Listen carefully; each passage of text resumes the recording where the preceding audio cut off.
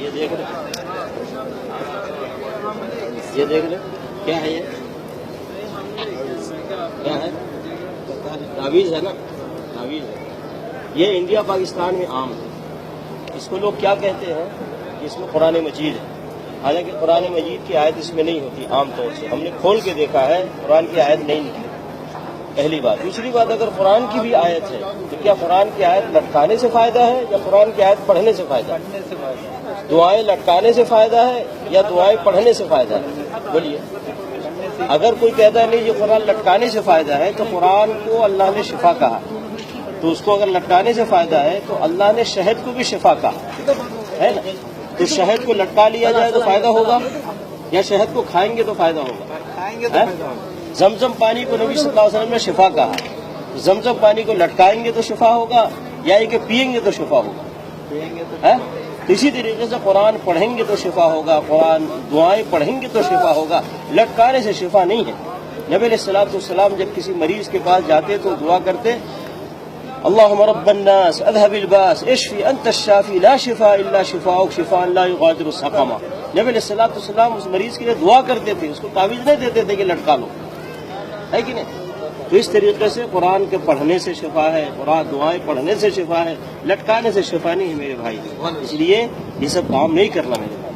نبی علیہ السلام نے کبھی کسی کو تعویذ نہیں دیا، نہ اپنے بیٹی فاطمہ رضی اللہ تعالیٰ عنہ کو، نہ اپنی بیوی عائشہ رضی اللہ تعالیٰ عنہ کو، نہ اپنے نواسے حسن حسین رضی اللہ تعالیٰ عنہما کو، کسی کو نہیں دیا۔ نبی علیہ السلام حسن حسین رضی اللہ تعالیٰ عنہما کے لیے دعا کرتے، وَعِيدُكُمَا بِكَلِمَاتِ اللَّهِ التَّامَّةِ مِنْ كُلِّ شَيْطَانٍ وَهَامَّةٍ مِنْ كُلِّ عَيْنٍ لَامَّةٍ۔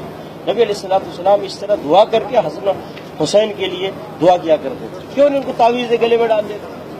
بلکہ نبی صلی اللہ علیہ وسلم منع فرمایا، کہا من تعلق تمیمۃ فقد اشرک، جس نے تعویذ لٹکایا اس نے شرک کیا۔ تو تعویذ میرے بھائی اسلام میں نہیں ہے، دین میں نہیں ہے۔ اب اس کے بعد لٹکائیں گے؟ بولیے، نبی علیہ السلام کے خلاف کوئی کام کریں گے؟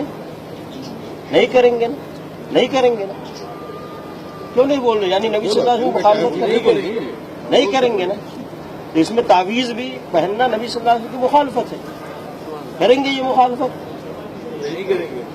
نہیں کریں گے، سیدھی سی بات ہے۔ جو نبی صلی اللہ علیہ وسلم سے ثابت ہے وہ کریں گے، جو ثابت نہیں ہے وہ نہیں کریں گے، سیدھی سی بات۔ نبی علیہ السلام کی مخالفت کرنا کوئی اجر ہے، ثواب ہے؟ بہت بڑا گناہ ہے۔ نبی علیہ السلام کی پیروی کرنا یہ ثواب کا کام ہے، یہ نیکی کا کام ہے، سمجھ گئے میرے بھائی؟ اس لیے اگر کوئی مولوی، کوئی مفتی، کوئی حافظ قرآن اگر یہ چیز دیتا ہے تو نبی صلی اللہ علیہ وسلم کی مخالفت کرتا ہے۔ ہم نبی صلی اللہ علیہ وسلم کی مخالفت نہیں کریں گے، حافظ صاحب کی، مولانا صاحب کی، قاری صاحب کی، مفتی صاحب کی مخالفت کریں گے، کیونکہ ہم کو اللہ نے اپنے ساتھ اپنے نبی کی پیروی کا حکم دیا۔ یا ایھا الذین آمنوا اطیعوا اللہ واطیعوا الرسول، اے ایمان والو اللہ کی اطاعت کرو، اللہ کے رسول کی اطاعت کرو۔ کسی مولانا صاحب، مفتی صاحب، حافظ صاحب، قاری صاحب کی اطاعت کا حکم نہیں دیا گیا ہم کو۔ اس لیے میرے بھائی خیال کریں، نہ یہ آپ لیں کسی سے، نہ دے کسی کو، بلکہ اگر آپ نے اس کو نکالا کسی کے گلے سے تو آپ کے لیے بڑا ثواب اور اجر۔ اور قرآن پڑھیں، قرآن پڑھیں، قرآن پڑھیں۔ قرآن پڑھنے میں شفا ہے، قرآن سمجھ کر اس پر عمل کرنے میں ہدایت ہے، اور دنیا میں عزت ہے اور آخرت میں نجات ہے۔ سمجھ گئے نا میرے بھائی؟ اس لیے خیال کریں۔ آج محمد صلی اللہ علیہ وسلم کی مسجد میں ہے اس وقت، اسی جگہ سے نبی صلی اللہ علیہ وسلم دین سکھاتے تھے، سمجھاتے تھے صحابہ کرام کو، اور اس پہ وہ عمل کرتے تھے۔ نبی صلی اللہ علیہ وسلم فرمایا، علیکم بسنتی و سنت الخلفاء الراشدین المہدیین، لازم پکڑو میرے طریقے کو اور میرے خلفاء راشدین کے طریقے کو جو ہدایت یافتہ ہے۔ سمجھ گئے میرے بھائی؟ خیال کریں، ہم یہ پیغام دے رہے ہیں، یہ نہیں کہ ہماری بات مانو، اللہ اور اللہ کے نبی